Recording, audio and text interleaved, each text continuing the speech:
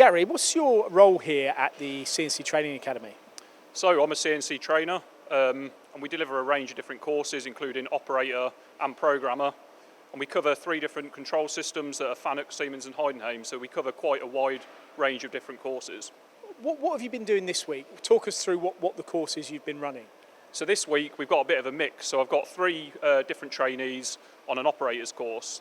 So this is on our brand new D&M 4500 milling machine, and we'll cover everything from the basics of safely operating and efficiently operating a milling machine, and then we'll go over stuff like setting up a vise, tool selection, feeds and speeds, and then we'll go on to actually running a component off complete.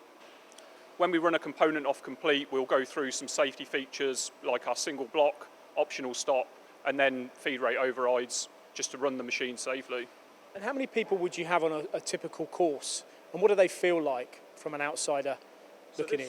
So this week we've got 3 different trainees, and we've got quite a mix of experience. So we've got 2 that are just apprentices, but then we've got 1 that's looking to actually get back into the industry. So it's really good, you get a mix of different ages, different experience and different knowledge really.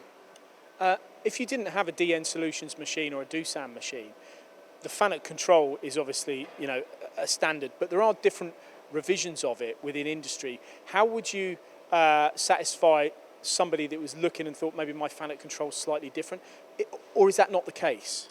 So as long as it's FANUC, Siemens or Heidenhain, we'll cover the course within Mills. So since I've been a trainer, we've had people that have, different trainees that have had Haas, different brands of FANUC machines. So we cover everything as long as it's FANUC, Siemens or Heidenhain controls.